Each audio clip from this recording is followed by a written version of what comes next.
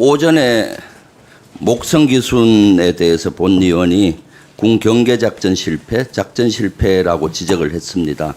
왜냐하면은 북방 한계선 이남 34km 지점까지 올 때까지 약 추정컨대 7시간까지 우리는 깜깜이었습니다. 그런데도 불구하고 국방부와 합참은 이를 딱 잡아떼고 오히려 성공한 작전이라고 얘기하면서 본 위원에 대해서 적반하장격으로 군의 명예를 훼손했다. 이렇게 얘기를 합니다. 저는 이 얘기를 듣고 과거 사건이 하나 떠오릅니다. 작년 12월 말 북한 무인기 침투 사건입니다. 그때 국방부에서는 북한 무인기가 서울 상공을 지나갔다라고 보고를 했습니다.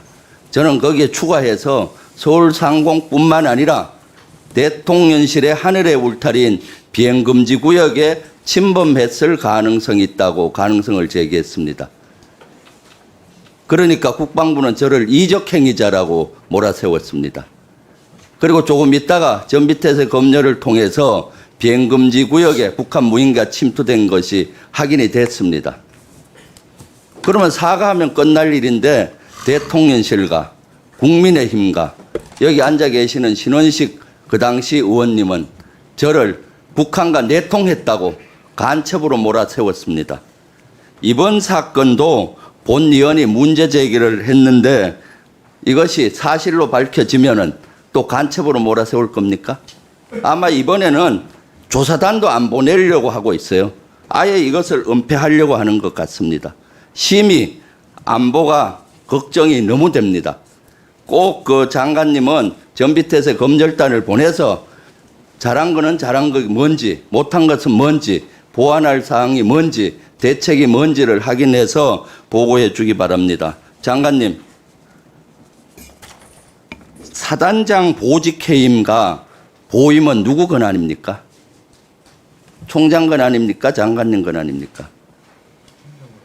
그거는 사단장 보직인 권한은 제가 가지고 있는 걸로 알고 있습니다. 그렇겠죠. 최소한 총장이나 장관이 가지고 있죠. 건의를 받아서. 네.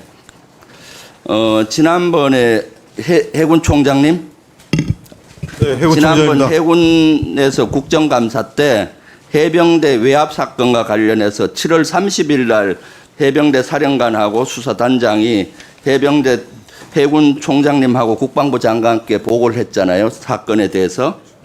그때 추가해서 인사에 대한 관련 보고, 그러니까 1사단장, 해병 1사단장의 후임자의 2명에 대한 보고를 했는데 그때 보고 받았다고 증언을 하셨죠. 구도로만 그 가능성에 대해서 대상자가 2명이라고 얘기를 했고 구체적인 사항은 별도로 그러니까 구도로 하여튼 2명에 대해서 보고를 받았죠. 그리고 나서 해병대 사령관은 자신 있게 그 다음날 7월 31일 날 1사단장을 업무 배제시켰습니다. 아마 장관에게도 사건 사고뿐만 아니라 인사에 관계된 것을 보고한 걸로 짐작할 수가 있습니다. 그런데 인사 플러스 왜 사실은 저의 고민은 해병대 사령관이 왜 해군 총장과 장관한테 사건 사고를 보고했을까가 의심이었는데 사건 사고는 통상 참모들이 보고합니다. 그런데 인사에 관계된 거기 때문에 일요일임에도 불구하고 가서 보고를 했던 거고 그리고 31일 날 업무 배제를 시킨 거죠. 그런데 7월 31일 날 대통령 주관 수석 비서관 회의 이후에 2개 다 뒤집어집니다. 1사단장은 보직에서 배제됐다가 복귀를 하고 사건은 은폐 축소되기 시작하죠. 해병대 사령관님 좀 이쪽으로 나와주세요.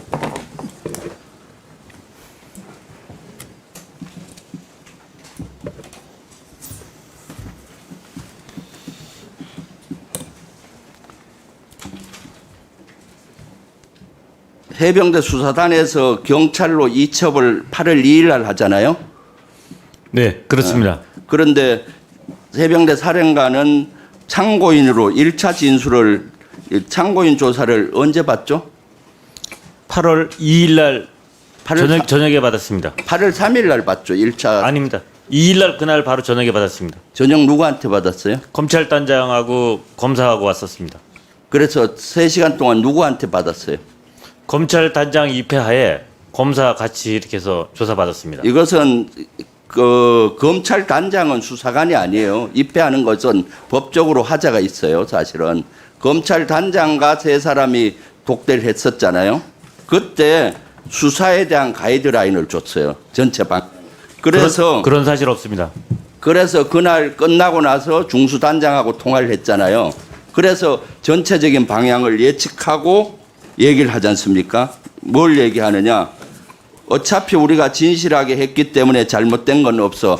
본인도 항명죄로 걸릴 수 있는 가능성을 열어놓은 겁니다. 이렇게 외압이고 위법한 짓을 하고 있다. 그러면서 내가 만약에 지시를 했는데 안 들은 걸로 하면은 이렇게 하다가 안 되면 나중에 내 지시사항을 위반한 것으로 갈 수밖에 없을 것이다.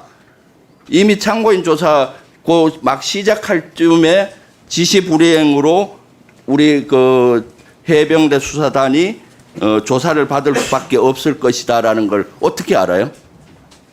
이미 그러니까 군 검찰단장은 해병대 사령관한테 이때 수사에 대한 전체적인 프레임을 준 것이죠. 그런 사실 없습니다. 그런 사실 없어요? 예. 저한테 만약에 답변 기회 주시면은 제가 시간 주시면은 제가 답변 드리겠습니다. 중앙수사단장하고의 통화는 저는 진술할 때는 그 진술 안 했었습니다. 나중에 언론을 통해서 중앙수사대장하고의 통화 내용을 저는 이제 그때 인지했던 부분들이고, 말씀하셨듯이 뭐 진실하게 했느니 이런 것들은 그때 저기 전 수사단장이 먼저 선 보직 해임 됐었고, 두 번째 검찰에서 수사가 진행이 됐고, 세 번째 수사단 인원들은 입건 전 조사에 대해서 최선을 다했기 때문에 그거를 인정하면서 단 이 입건 전 조사와 그다음에 이첩 보류 지시하고는 엄연히 틀리기 때문에 거기에 입건 전 조사에 참가한 인원들의 동요를 방지하기 위해서 저는 그렇게 중앙수사대장하고 통화를 했던 상황입니다. 이상입니다. 사실은 해병대 장관이 대통령한테 1사단장 보직해임에 관계된 것은 첩보 보고를 해야 돼요, 최소한. 그래서 아마 수석 비서관 내에 인사에 관계된 거기 때문에 이것이 꼭 보고가 됐고 사건 사고에 대한 보고가 되고 그때 대통령께서 수사단장이 증언한 대로 경로에서 1사단장 빼라 이렇게 된 걸로 표질이 맞춰지고 있어요. 다음 추가 질의하겠습니다. 예. 위원장님 시간만 주시면 하나만 아까 하셨던 게 말씀. 예. 답변. 아까 말씀하셨던 업무 배제 이 부분과 관련된 거는 분리 파견과 관련된 권한은 해병대 사령관한테 있기 때문에 본인 일사단장이 도의적인 책임을 진다해서 그래서 31일 날 분리 파견을 해병대 사령관 권한으로 했던 부분이고 보직과 관련된 부분들은 아까 말씀하신 대로 일사단장은 중요의 부서의 장으로서 장관님께서 갖고 계시기 때문에 그게 도의적인 표현을 했기 때문에 그거에 대한 상의를 드렸던 겁니다. 아니 1사단장의 보직 업무 배제를 어떻게 사령관이 개인적으로 해요? 최소한 총장과 장관의 어느 정도 공간과 승인이 돼야 되는 것이 지금 말도 안 되는 소리를 명확하게 규정상의 분리 파견으로 돼 있는 거는 해병대 사령관한테 권한이 명시되어 있습니다. 이상입니다. 예.